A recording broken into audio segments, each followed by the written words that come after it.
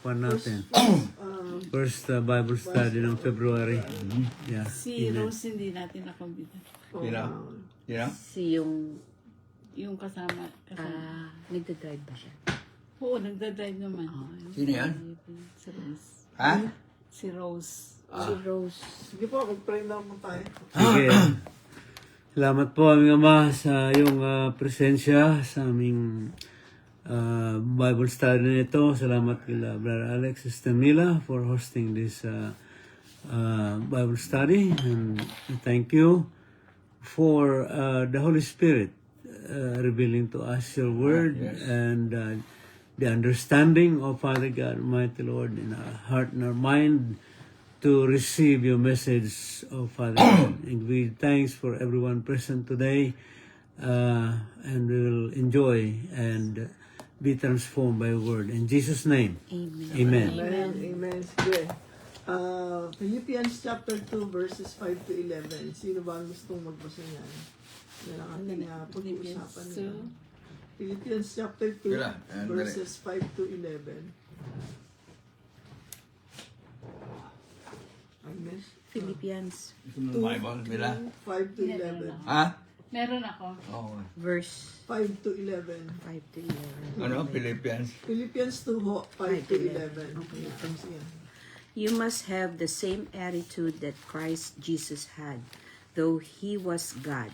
He did not think of equality with God as something to cling to. Instead, he gave up his divine privileges, and he took the humble position of a slave and was born as a human being. When he appeared in human form, he humbled himself in obedience to God and died a criminal's death on the cross. 5 to 11. Therefore, God elevated him to the place of highest honor and gave him the name above all other names, that at the name of Jesus every knee should bow, in heaven and earth and under the earth, every tongue declare that Jesus Christ is Lord. To the glory of God the Father, shine bright. And that's it. Okay. To the glory of God the Father. So, Yeah. praise God.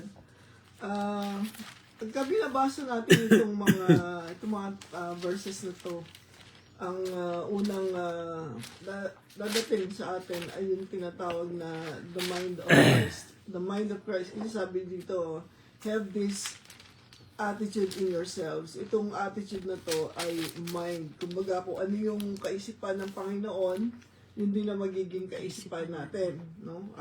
Lalong-lalo na pagka tayo ay of course naging anak ng Diyos. Pero ito yung din yung pinakamalaking, di ba, ang gandang privilege nito na nasa iyo yung isip ni Kristo. Sabihin sa iyo, oh, Agnes, you have the mind of Christ. That's something, di ba? Parang, wow, nasa akin yung isip ni Kristo. Kumbaga, on one hand, parang it's a great privilege na meron kang kaisipan na katulad ni Kristo. But on the other hand, ito rin yung nagiging malaking challenge sa atin.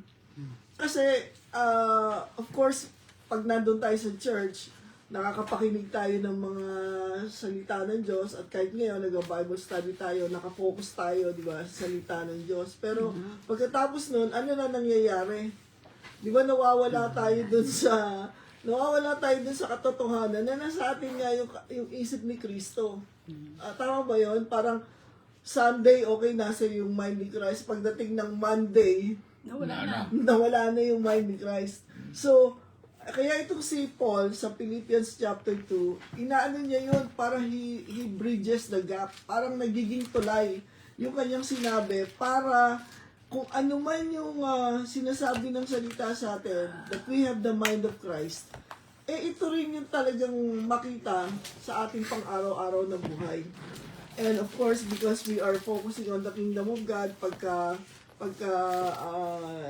napakinggan niyo yung mensahe natin last Sunday where we talked about the kingdom of God revealed to us, makikita natin na kung paano tayo aangat sa buhay, sa kaharian ng Diyos, kung susundin natin ito, itong sinasabi dito sa Philippians chapter 2, 5:11. No? So, una sa verse 5, ang sabi sa verse 5, have this attitude in yourselves, which was also in Jesus Christ. Sa Tagalog, magkaroon nawa kayo ng kaisipang katulad ng kay Kristo Jesus. Magkaroon kayo ng kaisipan katulad ng Panginoon. So, yun ang number 1. Merong tawag, pinapaalalahanan tayo na magkaroon ng tinatawag na Christ-like thinking. Magkaroon daw tayo ng kaisipan katulad ni Kristo. Ang ibig sabihin nun, mag-isip tayo tulad ni Kristo. Ito ba ay nung sinabi ni Paul na magkaroon kayo ng kaisipan katulad ni Kristo, ano ba yan? Is it a suggestion, advice, or command? Command. It is a command. So, ano ba sa Tagalog ang command? Di ba? Utos. Inuutusan tayo. Hindi tayo binibigyan ng suggestion. Inuutusan tayo na mag-isip katulad ni Kristo. No? So, makikita natin na Christianity is not just about right doctrine. Christianity is about a transformed mindset.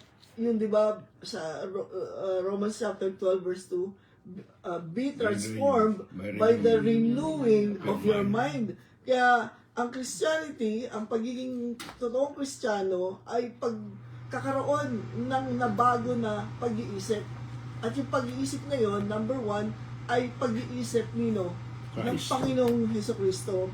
So, pag sinabing mind, hindi lang yung isip, it refers to our attitude, to our disposition. Paano ba tayo mag-isip?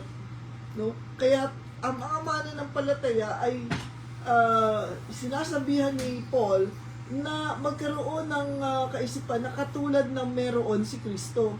Ano ba yung merong kaisipan si Kristo? Sa balikan natin yung verses 6 to 8. Ang sabi dyan sa 6 to 8, who, though existing in the form of God, did not consider himself being equal to God, a thing to be grasped. But he emptied himself, taking on the form of a slave, becoming the likeness of man, and being found in appearance as a man. He humbled himself, becoming obedient to the point of death, even death on a cross. So ano daw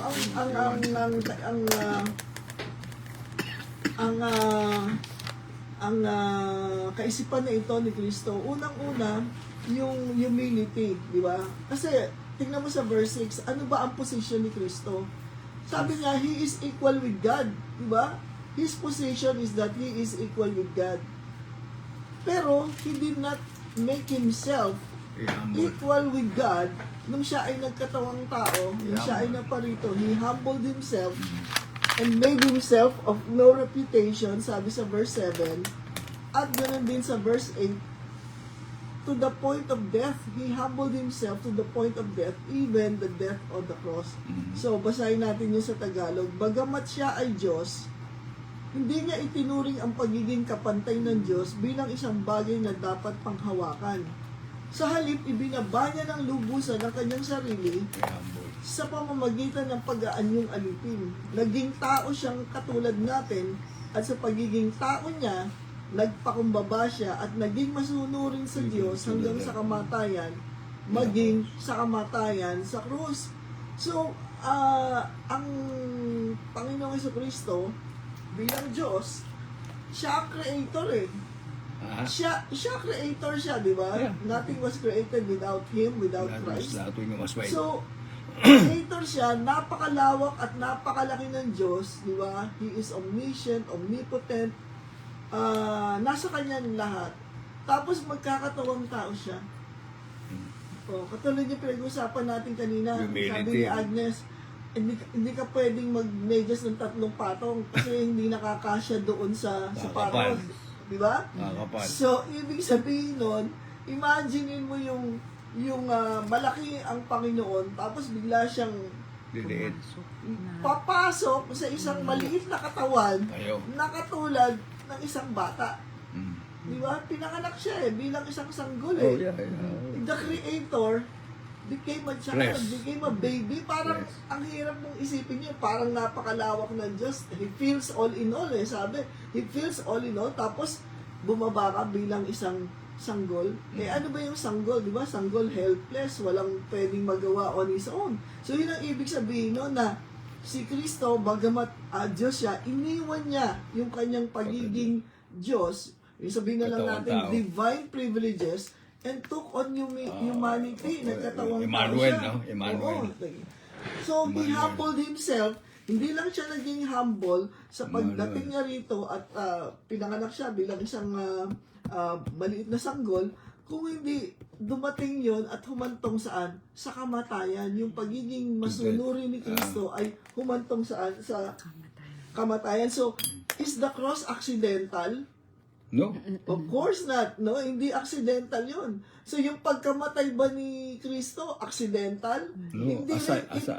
assign na sa kanya yun. It was chosen obedience. Sabi niya, Yeah. di ba? Not my will, But I will. but your will be done. So, Jesus submitted himself fully to the Father's will. Kaya, yung true humility, sabi nga nila, is not thinking less of yourself, but choosing obedience over self-interest. Hindi niya inuna yung kanya eh. Sabi niya, not my will, but your will be done. So, makikita natin, Jesus was fully divine. Totoong Diyos siya. Pero, nagkatawang tao siya. Pero nung nandito siya, sa pagiging tao niya, he submitted himself. Para ang hirap mong isipin yan yung na ikaw ang creator, tapos isasubmit mo yung sarili mo to the limitations of man. Di ba? Limitado siya. Di naman siya, naglakad siya. Nagpakumbaba siya. Nagpakumbaba siya, napagod siya, nagutom siya. So, I-humble himself. kaya bakit importante na maintindihan natin to yung we have the mind of Christ? Kasi ang katotohanan, spiritual maturity begins in the mind. Yung paglago natin bilang mga Kristiyano, hindi yan nagsisimula sa kung ano pa man. Nagsisimula yan saan? Sa iyong kaisipan. Doon makikita kasi yung maturity mo sa kaisipan mo. Paano ka ba mag-isip? No? Importanteng makita natin yan. So, nakita natin yung the call, yung pagtawag sa atin, yung utos ni Paul to think like Christ. Hindi yan suggestion, it's a command. So, kailangan mag-isip tayo kung paano nag-isip si Kristo. Pangalawa, makita natin yung humiliation of Christ, yung humility ni Kristo. Kasi si Kristo nga, Diyos nag-humble siya di tayo, ganun din. Pero kung minsan nahihirapan tayong gawin yun, maging humble. Di ba? Kaya nagiging humble lang tayo kapag naiisip natin yung katotohanan tungkol kay Kristo. Kasi siya ang supreme example ng humility. Diyos siya Pero nagkatawang tao siya, sinubject niya yung sarili niya sa limitations of man. Di ba? Yun ang mahirap. Parang yung mga nakipapanood natin sa pelikula, ikaw ang CEO, pero hindi mo pinakilala yung sarili mo bilang ikaw yung boss. Tapos ang ginawa mo, ikaw yung naglilinis ng mga kunyari, toilet sa kumpanya. Kung tutusin mo, ang mahirap gawin yon kasi ikaw may-ari ng kumpanya, pero ginagawa mo yon. Yung boss nila sa Colombia, Tobago, ganun ang ginawa. Oo. Hanggang paglilinis ng toilet. Kasi ang turo ng magulang nila, kailangan malaman mo from below up. Yes. And up and below. Yes. Para you know how to manage the company. Yes. Okay. Kaya gano'n. So nakita natin si Kristo, yung position niya bilang Okay. Diyos, tapos yung self-emptying, kumbaga, Humble. inhumble niya yung sarili niya, at yung obedience niya, no? So, obedience. and yung pangatlong makikita natin sa verses 9 to 11, ang sabi dito, 1 to 11. for this reason, ano ba yung reason na yon? Yung pagsunod ni Kristo na to the point of death. For this reason, God highly exalted him and gave him the name that is above every name, that at the name of Jesus every knee should bow in heaven, on the earth, and under the earth, and every tongue confess that Jesus is Lord, to the glory of God the Father. Sabi diyan, Kaya naman, itinaas siyang lubos ng Diyos at binigyan ng pangalang higit sa lahat ng pangalan. Mababola na rin. Yes, upang sa pangalan ni Jesus, luluhod at magpupuri ang lahat ng nasa langit at lupa at nasa ilalim ng lupa at ipapahayag ng lahat na si Yesu Cristo ang Panginoon sa ikapupuri ng Diyos Ama. So ano yung bagay na nakita natin? Yung exaltation ni Christ. Yung pagtataas ng Ama sa Kanya. Therefore, God highly exalted Him. Itinaas siya ng Ama. Ano yung therefore? Ano ba ibig sabihin ng therefore? Pag daw nakita natin yung therefore, what is it therefore? Kumbaga, bakit nakarating sa therefore? No? Sabi diyan, exaltation follows humiliation. No? Exaltation, yung pagtataas ng Ama. Humility. Oo, yung pagtataas sa kanya ng Ama To ay exaltation. sumunod lamang nung siya ay nag-humble. Oh, So, di ba may sinasabi sa Biblia, God resists the proud, humble. but He exalts the Humble. humble. Ibig sabihin, minsan marami sa atin, nauuna muna yung pagtaas natin sa sarili natin, Tsaka babagsak. tapos mamaya bumagsak pala tayo. Di ba? Kaya nga sabi niya nung pag daw naimbita ka sa party, huwag ka kagad umupo doon sa sa presidential table. Di ba? Kumbaga sa kasalan, baka nandun ka sa presidential table, baka mamaya paalisin ka doon. Dahil sabihin, hindi ka naman dapat nakaupo dyan. So, ibig sabihin, ang exaltation, ang recognize sa atin, nangyayari pagkatapos ng humility natin, no? Hindi Mahirap yung humility. Oo. Kaya sabi, God raised him up and gave him a name that is above all names. That at the name of Jesus, every knee shall bow, every tongue shall confess. Kaya nga, ngayon, kung ayaw nilang magbow sa pangalan, maraming tao, kunyari, ayaw nilang magbow sa pangalan ni Jesucristo, pero darating yung point, mapipilitan silang magbow. Oo. No? Kaya napakaganda nun. Tapos sabi dyan yung every knee shall bow. Ibig sabihin, every knee, binanggit dyan yung in heaven, on earth, and even under the earth will bow. Kanya pa rin yan. Oo, every tongue will confess. Yung sa langit, sa lupa, at sa ilalim ng lupa. Lahat yun, Pati ang demonyo. pati ang demonyo. Kaya sabi ganyan eh. Sabi, sa langit, sa lupa, sa ilalim ng lupa, lahat yan, Demonyo. re-recognize nila si Yesu Dating Cristo. At hindi lang yun, every tongue will confess na si Yesu Cristo. Hindi naalala ko sa yung Didi. Doctor of Divinity, dating demonyo. Teka mo na, so may tanong ako sa inyo. Pag sinabing every knee shall bow, every tongue confess that Jesus is Lord, is that forced worship? Ano? Forced, pinilit, Forced. worship. Is that forced worship? Pag sinabi sa Biblia, Command. every knee shall bow, is it forced? Are the beings in heaven and on earth and under the earth, are they being forced to worship Jesus, the name that is above? What is it then? If it is not forced to worship, what is it? It's a recognition of his lordship. Yes. So, yun ang tinatawag. It is not forced to worship. Ang tawag doon, inevitable acknowledgement or recognition.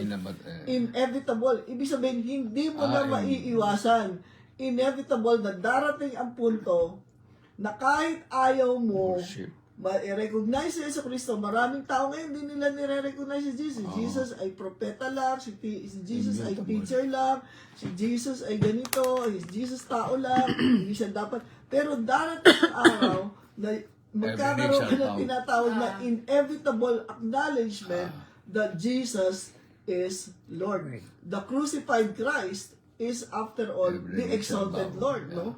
Kaya ang sabi dito, tayong lahat, no, what we surrender to God, ang tinuturo dito, He redeems and glorifies. Kumbaga, pag ikaw, buhay mo, isinubo mo sa Diyos, andun yung redemption ng Panginoon, but at the same time, God will glorify you. God will glorify us. Darating talaga yung time. Kaya, makikita natin na napakahalaga na ma-recognize natin yung Mind of Christ.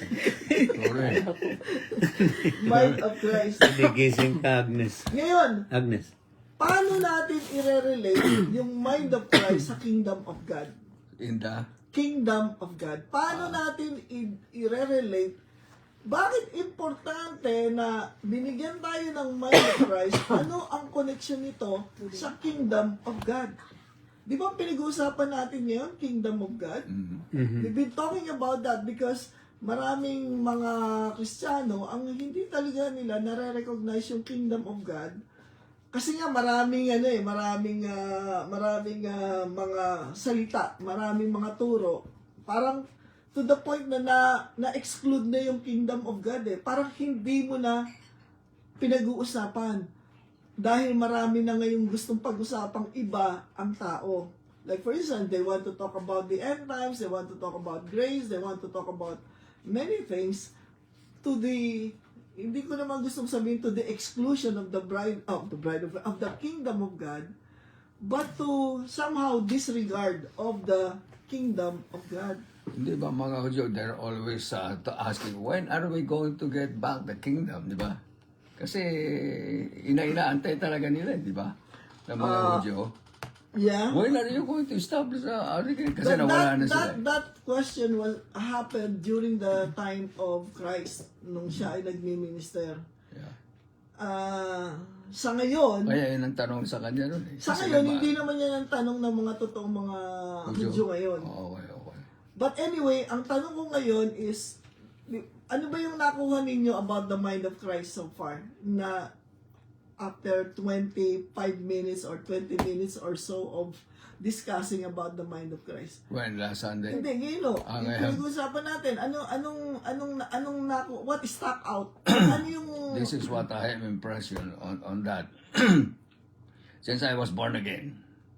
Ang mind ko is science, correct? Okay. Yun ang pinag-aralan ko eh. Yun ang alam ko. Katoliko ko, I just follow the everybody. Pero hindi ako nag-aaral na talaga. Kasi ang tinuro sa amin sa UST, hanggang gospel lang eh. Wala yung mga ganyang study. For 10 years yung puro pa ganun-ganun lang. Pero kung ibig ko sabihin, nawala ang isip ko. nung na-born again ako, yung hinihingi ko sa Panginoon, ibinigay niya sa akin nung matanda na ako. Okay. So, pero ang sinasabi ko ngayon, Ang ibig kong pala sabihin, when we accepted the Lord Jesus Christ, kasi nung hiningahan ang God ni Adam, si Adam is very intelligent. He knows everything. He named the pool, he named the wife, he named this, he named that, he named everything. So therefore, when God made Adam, he is full in knowledge. Pero bumaba yun nung nagkasala siya, hindi ba? yeah, naging depraved yung mind ng tao. Bumaba na siya. Siya nagpangalan ng lahat eh. Pati wife niya, pinangalanan niya eh. So you name Eve because you'll be mother.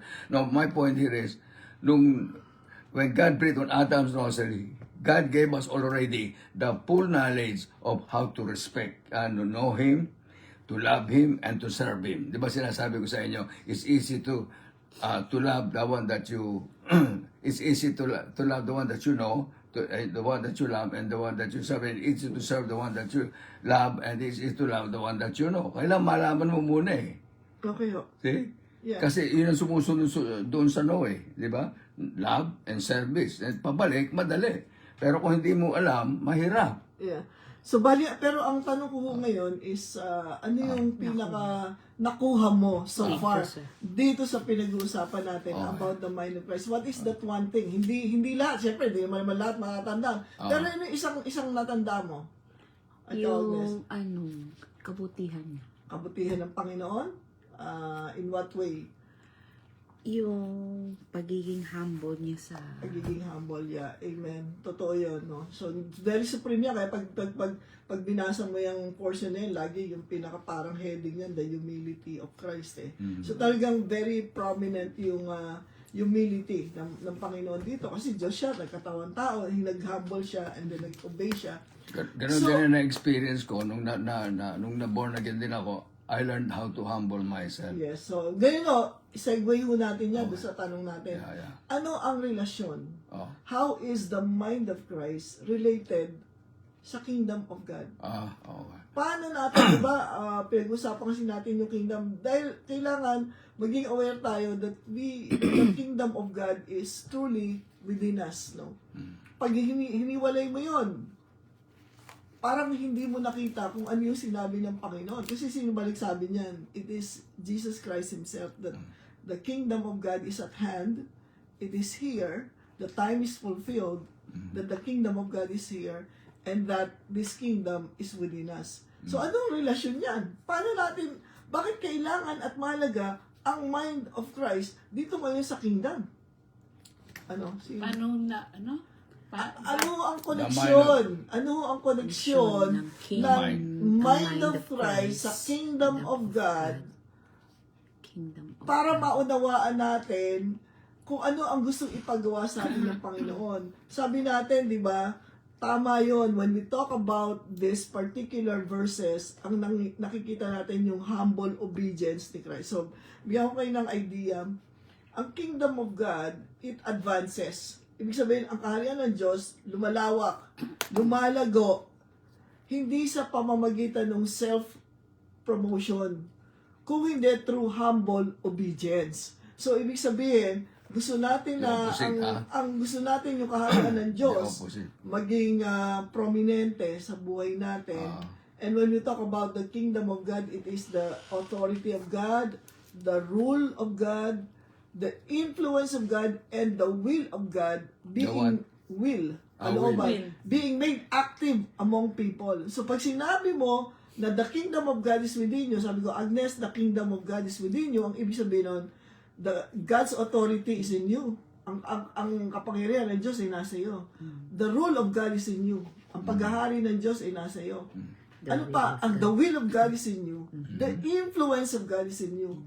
So, yung kingdom of God na yan, yung authority niya, yung kanyang rule and will and influence, it will grow not through self-promotion, but through what? Humble obedience to God. Kasi supreme example natin si Kristo eh. Yeah, just like He did. Yes. So, kailangan, yung mind of Christ na yan, na ibinigay sa atin, it should lead us to obedience to God. Kaya binigay yung, kasi, tignan mo, si Kristo nasa iyo. Si Kristo masunurin sa kanyang Ama. Di dapat tayo rin, kung nasa atin ang mind ni Christ, dapat tayo rin maging maging masunurin sa Ama.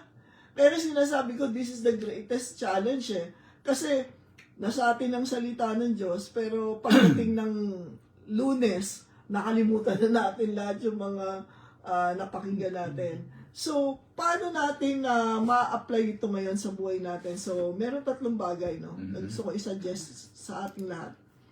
Number 1, we need to examine our mindset. Ano ba nagdo-dominate sa isip natin?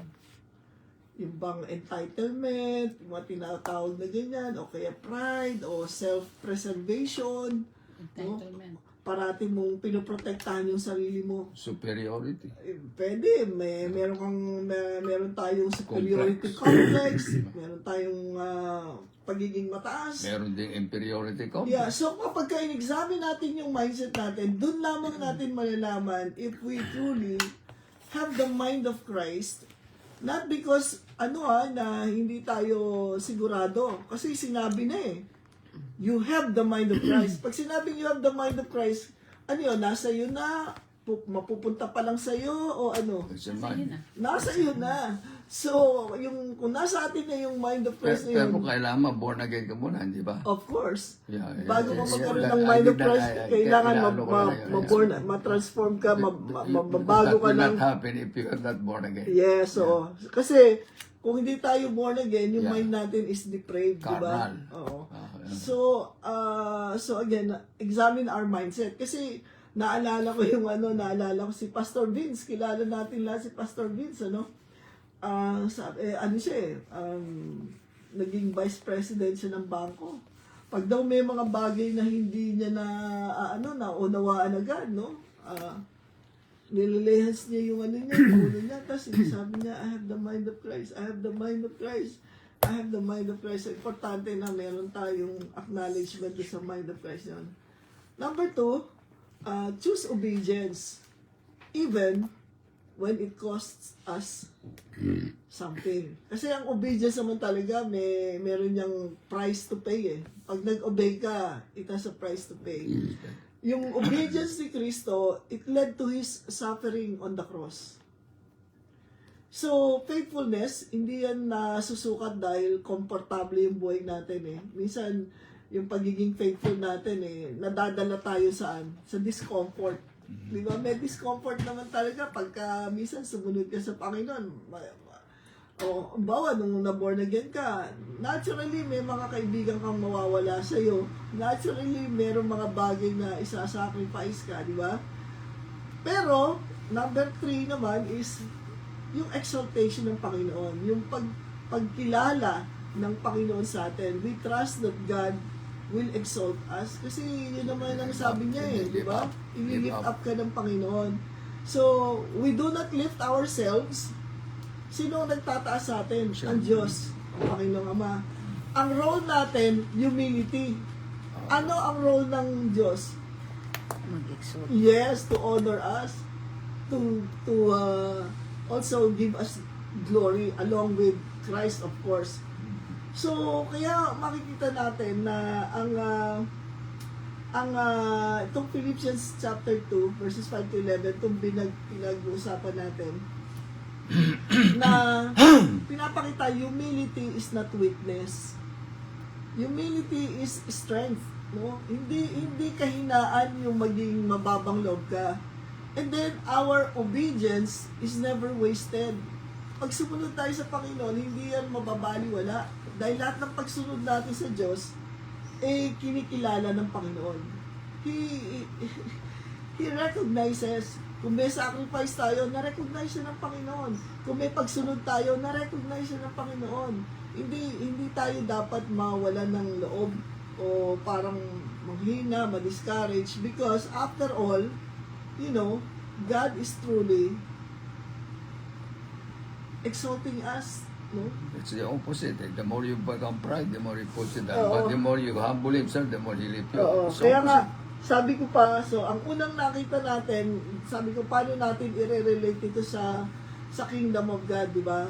Nakita natin that the way that the kingdom of God advances is through humility and obedience, not self-promotion. Another thing na makikita natin dito is that yung tinatawag na whatever we surrender to God, He redeems and glorifies. So, whatever we surrender to the Lord, kaya importante po yun na maintindihan natin. And at the same time, the way up, To go down. the way up in God's kingdom is always the way down. Habang tayo ay Humble. nag-humble down, The more he the more exalts. naman tayo ay may-exalt ng Panginoon. So that's the way of the kingdom. The way of the world is, sige, taas mo yung sarili mo para magkaroon ka ng prominence. Pero sa kingdom of God, the way up is always the way down. May importante yun. Kaya yun ang ipinapakita nung Humility. the mind of Christ sa atin. And rightly so, kailangan aware tayo dyan eh. Kasi, Pride ang kasi madalas wala tayo dyan. No? So, again, The worst enemy is pride. Eh. yeah. So, And I found out that the worst enemy is pride. Si Oo. Lucifer is pride din. Eh. Kaya galit nga ang Panginoon sa atin. Pero, again, ano yung tatlong dapat gawin natin? Examine our mindset. Examine our mindset. Number 2, choose obedience even when it costs us. Kahit na may halaga. Talaga naman lahat ng pagsunod may halaga. And then, trust God with exaltation and honor. Maaaring ngayon, walang nagre-recognize sa'yo. Maaaring ngayon, walang nakaka-appreciate ng ginagawa mo, pero there's always someone, and that is God, no? Na nakakakita ng ating ginagawa. So, finally, no, when we take the the road that Jesus took, no, the road of obedience and humility that Jesus took. Alam natin na ano naghihintay sa atin sa finish line. God's glory will meet us there. Kumbaga yung finish line natin, anong sabi ng finish line natin? Well done, good and faithful servant. That is what's going to meet us at the finish line. Kaya kahit na ano pa yung nangyayari sa atin ngayon, as we continue to be faithful, no, walking in humility and obedience to God, yun na yung pinakamagandang commendation na maririnig natin sa Panginoon. It's not what other people are saying, it's not yung mga papuri ng mga tao, ganito. But at the finish line ng buhay natin, ang maririnig ba natin sa Panginoon is well done, good and faithful servant. Mangyayari yun. Definitely. If we exercise the mind of Christ. Kasi the mind of Christ is all about humility and obedience. Yun ang sentro ng mind of Christ. It's not about, having all knowledge. It's not about memorizing many verses in the scriptures. It's not about how many people you have led to the Lord. It's not Sabi mo, about unang sabi, examine your mindset. Number 2, choose obedience. Obedience. Number 3, Mindset. trust mindset, tapos obedience, and then trust God with exaltation. So yun ang but I'm saying The mind of Christ. the mind of Christ is all about humility and obedience. It's not about kaya di ba sabi natin, spiritual maturity begins in the mind. Nagiging mature lang tayo. It's not because we have memorized so many verses or that marami tayong papuri na natatanggap sa tao. Nagiging mature lang tayo when we acknowledge that we have the mind of Christ. Kasi the mind of Christ is not about knowledge, it's not about yung worldly knowledge, hindi, it's all about humility and obedience. Magkakambal yan. Yan ang mind ni Christ, humility and obedience unto the Lord. So, when we take that road, sabi ko nga, at the end of our journey is the Lord waiting to tell us what, well done, good and faithful servant, because we have followed the very example of Jesus Christ in humility and obedience. Amen? So, meron po ba kayong mga tanong dyan or want to try about at least naunawaan natin what is the mind of Christ, no? What is the mind of Christ? Humility and obedience.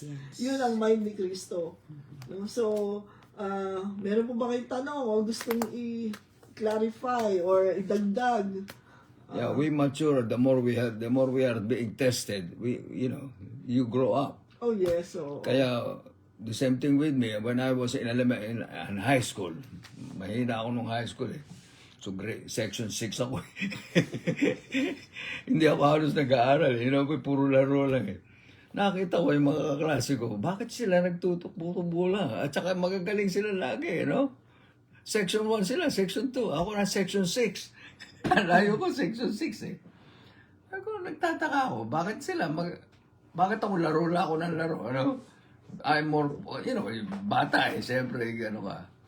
Ang ginawa ko, sumama ako sa kanila, nakigulo na ako. Alam mo, nahawa ko.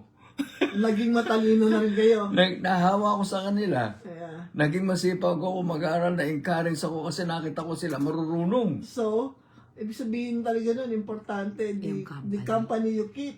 Yeah. Sabi nga, St. Peter.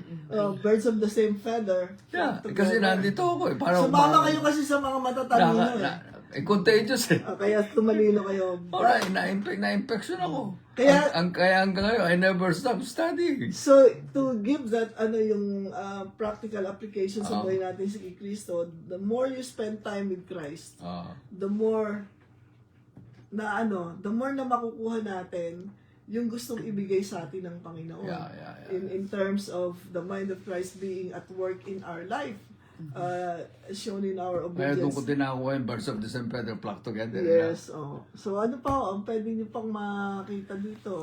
Ang natutunan ko din, buhat nung pinanganak tayo, talaga na born again tayo.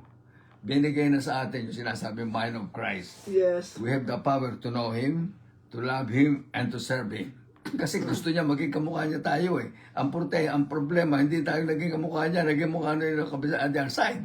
See? Di ba? Sabi niya, in my likeness, kailangan mo we are created to be like Him. Yeah. In our image, di ba? In our created man, in our likeness. Parang kamukha ka niya. Hindi kamukha na ng opposite. So, well, ano tayo, talagang nung nilalang na tayo, kamukha kawangis na tayo ng Diyos. Kaya nga, ang intention ng Diyos, maging kamukha ka niya. Kaya lang na, Yun ang natutunan ko. You check me. Okay. kaya lang nga, dahil pumasok ang kasalanan, Oo. kaya nga, Nadala ko doon. imbis na yung in the image of God, napunta tayo Sa kabila. sa image ni Adam, no? Yun ang sinasabi sa Biblia. Now, after sin, yung mga tao ay ipinapanganak na under Original. the image of Adam. Teka, yung una una ho, tayo ka-image ni Adam. para maliwanagan natin, so tingnan ho natin yung Genesis, no? Importante ho yung sa Book of Genesis, no? Sabi diyan sa Genesis na we were created in the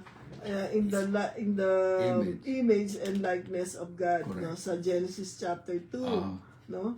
Ngayon, nung nagkasala na si Adan, nasa Genesis chapter 3 yan. At pagkatapos noon, nagkaanak na si Adan. Ano po ang sabi diyan sa Biblia? Nung nagkaanak na si Adan, ano na, yung mga tao na sumunod sa kanya is now in the image of Adam. In other words, yung kasalanan ni Adam ay nagpasaling na sa atin. Na ngayon, yung sinful nature niya ay nasa sa tao na. Correct. Kaya kailangan natin ng Savior to remove that sinful nature and we become partakers of God's divine nature. So, kaya tayo nung na-born again, yung sinful nature natin, tinanggal ng Panginoon at binigyan niya tayo ng kanyang divine So nature. the old Adam that is in us is already gone. He's dead. Oo. Now we are not alive in Christ. Yes, so Di ba importante yun na ibig yan. sabihin ng Kaya, pansinin ninyo, sa Genesis 5.1, tingnan nyo sa Genesis 5.1, sige basahin natin para mas maliwanag sa atin. Sige, Mr. Bert, pakibasa. Okay, Genesis. 5.1. This is the book, the written record, the history of the generations of the offspring of Adam. When God created man, He made him in the likeness of God. He created them male and female, and blessed them and named them both Adam at the time they were created. Verse 3. When Adam had lived 130 years, he had a son in his own likeness, after his image, and he named him Okay, Seth. so maliwanag ko. Genesis 5.1, when God created Adam, in the likeness of God, He made him. God made Adam in the likeness of God. yung anak. Hindi, Hindi, si Adam, si Adam pala Si muna. Adam muna ho. Yung anak naman ni Adam, Yung kamukha niya. 5.2, sa male and female, create ng Panginoon. Pagdating sa verse 3, 130 years old si Adam, nung nagkaroon siya ng anak, fathered a son in his Adam's likeness, image.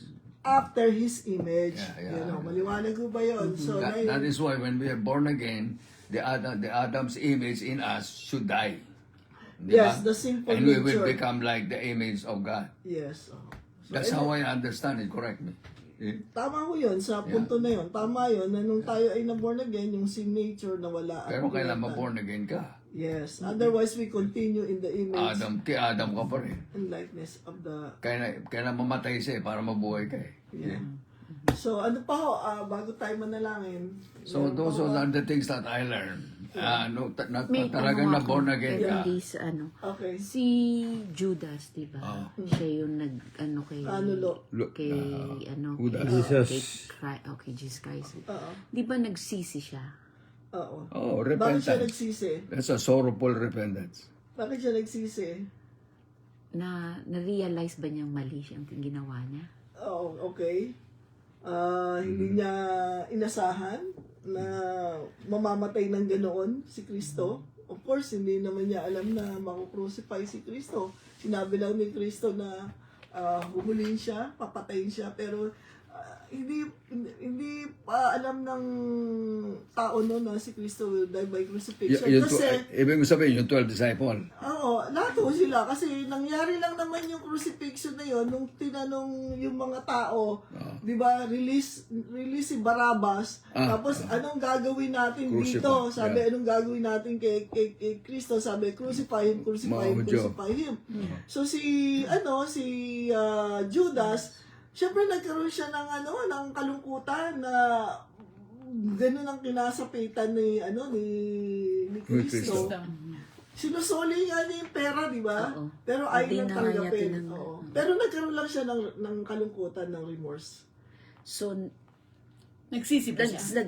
di ba nagsisi yun dahil nga Yan ang false nag-ano repentance. Oo. nagpakamatay na siya. Oo, Basta nagpakamatay siya. Yeah, Because false so, repentance.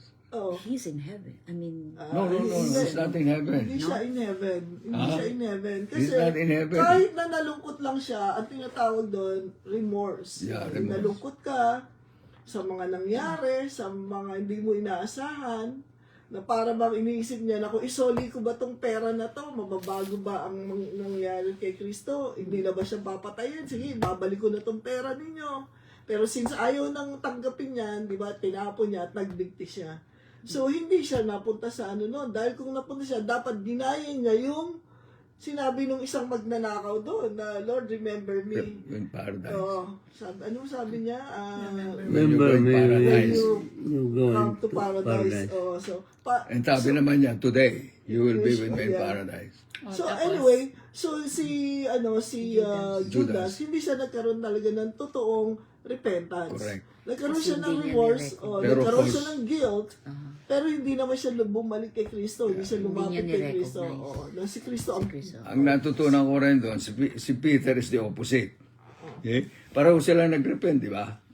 Pareho sila nag-repent eh. Si Judas at si Peter pareho nag-repent. But Judas is a false repentance. Si Peter is true repentance. Buhay siya, yung isa namatay. Nagpakamatay pa nga eh, di ba?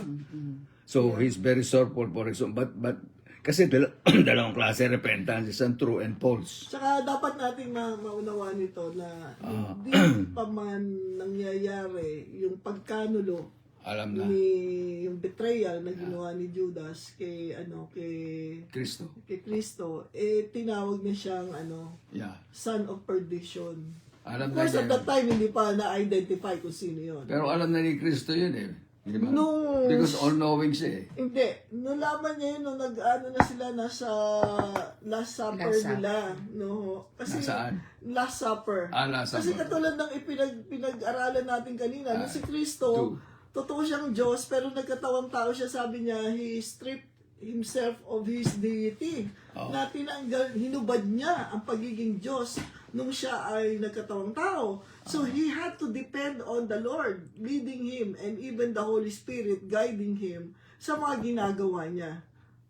Na ano ba yun? Hindi niya in-exercise yung pagiging Diyos niya nung siya ay nagkatawang tao. He emptied himself nga, katulad ng pinapag-aralan natin. So he became also like kung ano yung tinutuloy niya sa atin, naging dependent siya sa Ama. Sabi niya, kung ano lang yung pinapasabi ng Ama, yun lang ang sasabihin niya. Kung ano yung pinapagawa ng Ama, yun din ang gagawin niya. And then, mababasa natin, the Holy Spirit led him here. He was filled with the Holy Spirit, how God anointed him, and filled him with the Holy Spirit. He went about doing good, healing the sick, and everything else. So, katulad din natin ngayon, we depend on the Lord, we depend on the Holy Spirit as we are living our lives here on earth. No, kahit na born again na tayo, the nature of God is in us, we depend on God, no? Ganun din ang ginawa ni Kristo. So, siya ang ating example din, na we follow Him as He did, no? As He led His life during the 33 and a half years that He was on earth. No, lalo na nung nagkaroon siya ng ministry niya, the last 3.5 years of his life, pinakita niya what it means to be dependent on the Father, what it means to be led even by the Holy Spirit. But Judas not truly repentance. Hindi true. Yes, hindi yun yung true repentance. But Kaya sa salvation natin, di ba, meron lagi nagsasabi, hindi ka truly saved eh. hindi, kasi kaya nga sa iba, parang iniisip mo, pagka umiyak ako, ibig sabihin nun, nag-repent ako. Pag nagkaroon ako ng mga, ano ba tawag dito, yung tumaas ang mga balahibo mo, nagkaroon ka ng mga, nangilabot ka, akala mo yun na yung true repentance. Hindi, yung totoong repentance, nakita natin is a change of mind, a change of allegiance, change of direction. Nung pinag-aralan natin Pero last time. si Judas wala eh. Oo, yun nga. So anyway, yun ang ibig sabihin ng repentance. To repent is to change our mind, to change our direction, and to change our allegiance. No? Allegiance. Oo, gusto kung kanino tayo nagiging tapat. O patapat-tapat lang tayo. Amen? So, Yung sinasabi doon na let this same attitude and purpose and humble mind be in you, yes. which was in Christ Jesus. So nakikristo yun. Oo. Let Him be your example in humility. Yes. Ano yung ginawa ni Kristo? No, verse 6, who although being essentially one with God, Equal with God. Yeah. one with God eh. So wala siyang pinagkaiba sa Ama. And in the form of God. Ano ibig sabihin nun? Possessing the fullness of the attributes which make God God. Yeah. So walang pinagkaiba si Kristo even in the form of a human being with the Father who is still in heaven, seated in heaven. Kaya lang siya na katawang tao, kaya fully God, fully human.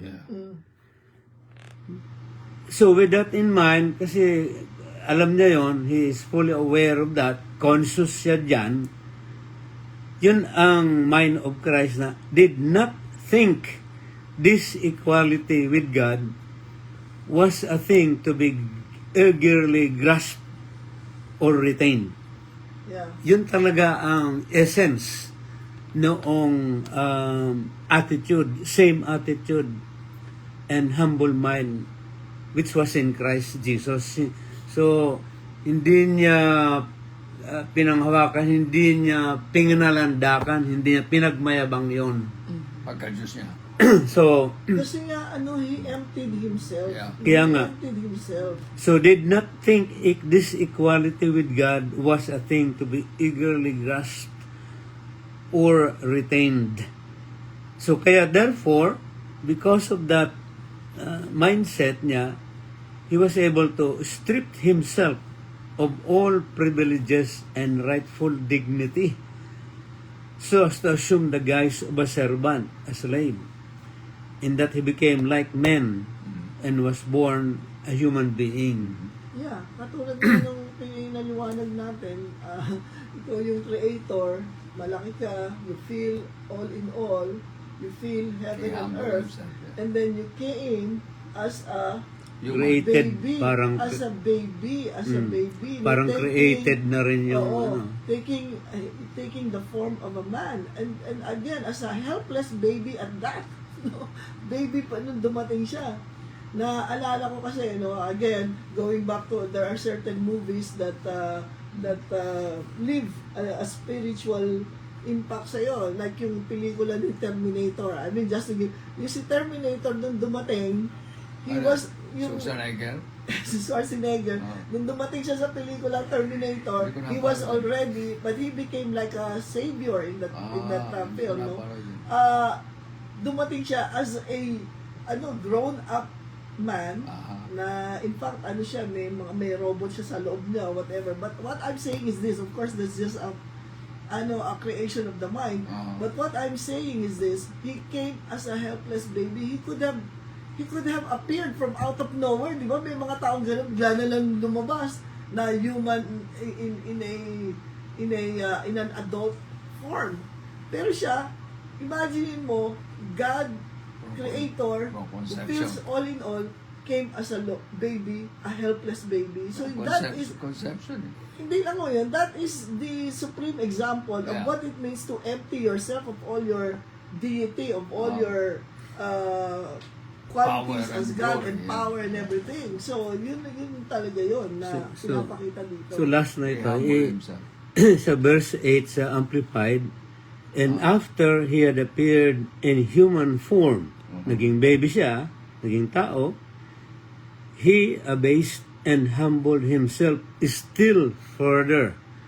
So, kwan pa, Lumawak pa. lumampas pa doon sa pagiging tao. And he carried his obedience to the extreme of death, Yes. even the death Of of the the cross. Yes, kaya nga, if coming as a baby was not humble enough, how about being stripped again and crucified on the cross? Amen. That's again supreme, the height of humility, so to speak. Dahil ito talaga, di ba nung pinanganak siya, wala namang baby pinanganak na nakadamit na, di ba? So pinanganak siya, hubad. Pero nung pinako siya sa krus, nakahubad din siya. Sa mga picture, merong takip yung kanyang Yeah, may katawan. bandana. Pero sa totoo, walang takip, wala siyang nothing to cover him. No? Humility. That is not just humility, that's the highest form of, kumbaga, insult sa Diyos. galing sa tao. He was, dinuraan siya, Yeah. hinagupit siya, inexpose siya. Bakit? Dahil yung pinagdaanan ng Panginoon para sa atin. Yung mga moments na tayo ay na nagiging kahiya-hiya, Talaga, na tayo ay humiliate siya. napapahiya, that cannot exceed Hindi ba talaga, The- they want to humiliate him. the humiliation of Christ. Kasi there's a difference between humility and humiliation. Oh, okay. Ano depression nun? Ang difference ang humility it is coming from you. Ang humiliation is being imposed on you by other people. Correct. Okay. Ipinahiya ka. Yeah, Itong yeah. humility is nagpakababa ka, no? At yun humility ni Kristo nung siya ay naging baby, pero yung humiliation that he suffered Yeah. on the cross. Yeah. Kaya yun pinapakita sa atin na he went further sa humility niya by being humiliated in being crucified on the cross. Kaya sinabing he humbled himself still further, kasi kung tumigil lang siya doon sa pagiging tao, Yeah. nagtuturo siya ng kabutihan, nagtuturo siya ng pagmamahal. Katulad nila Buddha, nagtuturo rin siya ng pagmamahal sa kapwa, love. Tsaka yung ibang mga human teachers, hindi pa sapat yun na magligtas sa tao dahil tulad nila Buddha, nila Muhammad, di naman sila makakapagligtas sa tao. Yeah. Ang talaga nagligtas sa tao nung he further abased himself and went to the cross to be crucified and died for your sins and my sins. So kaya nakumpleto still further na binigay niya ang sarili niya doon sa cross ng Kalbaryo para sa ganoon talaga magkaroon ng salvation. Otherwise, he will just be a good teacher. Another religious teacher. Okay, that just because you mentioned it, that's how Judas looked at Jesus. He was a rabbi, a teacher. Kasi He was. a rabbi, Rabbi. that's all that he saw of Jesus, rabbi. Si Judas, hindi niya tinignan si Jesucristo bilang Lord or even Master. Parati mababasa mo sa kanya, hindi niya reader, ni-recognize. lagi niya sinasabi, rabbi, teacher. At maraming tao, ganun lang ang tingin kay Kristo, hanggang sa tao lang siya, o kaya hanggang teacher lang siya, o hanggang prophet lang siya. And, kailangan dumating tayo dun sa point nito that every knee will bow, every tongue will confess that Jesus is Lord. Lord. Kaya dapat, So hindi nakarating si Judas dun sa Jesus is Lord. kaya nga nadinig ko din sa mga preacher, all the disciples called Jesus as what? Lord Jesus. Hindi siya tinatawag niya, Jesus lang eh. Oh. Lord Jesus. Pero lagi may Lord Jesus. Pero ito si Satan, si Judas, he never called him Lord Jesus. Yeah, hindi. He only called him rabbi. Kaya nga, He never called him Lord. Rabbi. Pero lahat ng disciple daw, Lord Jesus lagi, hindi tinasabing Jesus lang. Yeah. Lord Jesus. Well, Pero pagdating kay Judas, Rabbi ang tawag sa kanya, hindi tinatawag na Lord. yes, okay. So, kaya hindi ba sabi niya, one of you is a devil? He knows eh.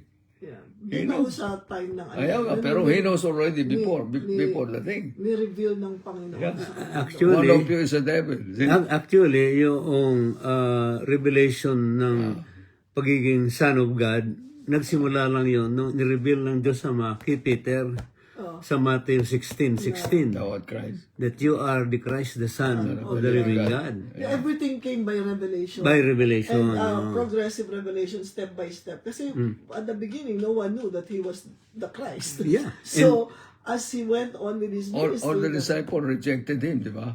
well, they all rejected him. It was only... They don't like him to be the king eh. Di ba? Yung disciples, yung they disciples, wanted yung him to be disciples. king. sinong disciples? Yung original 12? The regular tour doesn't want him to recognize. Kaya binigay kay Paul ang salvation eh, di ba? Mali ho yun. Hindi ba? Mali, Hindi ho in the- tama. mali in the sense na yung interpretation sa ganun. Oo. No, but that's another that's another Ang- time to Ang liwanagin ang natin liwanagin doon. natin doon. Oo. Ang liwanagin natin ay ganito, katulad ng pinag-aralan natin nung last Sunday, Okay. the kingdom of God revealed. The Pharisees wanted, and all the religious king, the people king. wanted a king that will But they deliver did them. not recognize him as a king. Oh, they wanted a king that will deliver them from the Romans. Roman Empire, no? So ganun. So everybody, kaya nga siya ipinagkanulo ni Judas eh. Oh. Because nakita niya na hindi pala si Jesus yung magiging deliverer nila from Rome. Para mas maintindihan niya sa Sunday, pag-aaralan natin niya sa mensahe, no? But anyway, kaya siya dineliver sa pagpinag-aralan niya dahil nga sa Sino nag-deliver? si Judas, di ba siya ang nag-betray Nagkalulo? kay Jesus? Nagkalulo. Betray, Betray. So, ibig sabihin nun, because nakita nila na si Jesus is not there. King. No, is not there to deliver them from the Roman Empire. Hindi siya yun dahil may iba siyang purpose. Sino? Si Jesus, Judas? Si Judas? may ibang purpose siya. So, yung mga tao, ng mga religious leaders, sila ang may gusto na si Jesus maging hari nila to topple down the Empire of Rome. Pero hindi yan ang purpose ng Lord eh. Makikita natin yan, but that's another Bible study. Kasi pagka sa Jewish mind, Oo. pag sinabing Messiah, Oo. deliverer, talagang maglilid the Jewish people against the conquerors, the Roman Yes. conquerors. Kaya Yun ang parating nasa mind ng Kaya nga hindi Hudyo. ba ang pinaliwanag natin, the emperor is also called Lord. Lord. Yeah, Lord. Of course, the emperors are called. Pero dumating si Kristo bilang the Lord of Lords, no? Kaya yun ang importante dito. So may kompetensya siya. may maintindihan ho natin, but again, just to concentrate on what we have learned so far, Oo. that the mind of Christ is about humility and obedience. Okay. And that the way up in the kingdom To go down. is Go down. the way down. Humble The way himself. up is the way down. Humble yourself. And that we can, expand the kingdom not through self-promotion but through humble obedience. Yun ang tandaan natin. So, Pero- whenever we think about the mind of Christ, Pero pagkaalam ko din, the 12 doesn't recognize him as the king. They deny him as a king. That's why they are still waiting for the king. yeah. Well, we will... Pero sa atin, he's already the king. Dumating na. sa atin no, madaling sabihin yan ngayon. Yeah. Pero sa atin walang problema. Pero sa kanila may problema. Kaya nga ho, sa atin madaling Kaya sabihin yan. gagamitin sila later on dito sa tribulation. He will recognize him as a king. Dito hindi siya king. Hindi sa, may sa konti kanila, hong- sa kanila, sa Hudyo. Parang medyo may konti hong doon, lihis doon. But, for the sake of time, hindi na ho natin yan i-take up ngayon, no? Kaya Di, nga, actually, ito na lang ang ano natin. Sa chapter 1 pa lang ng Book of John, Okay. nung si Nathaniel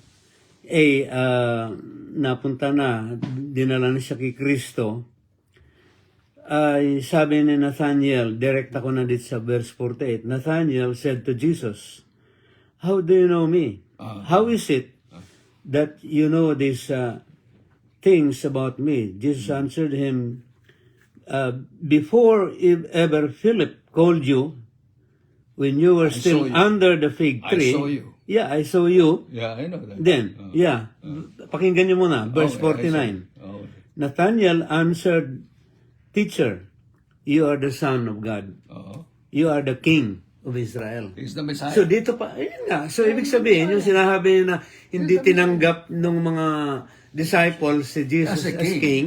No, maliwanag As po a dito. Messiah. No. As a Messiah. Maliwanag dito. Nathaniel You are the answered, King of Israel. "You are the King of Israel." Nandito, Maliwanag verse 49. John Yeah, 1:49.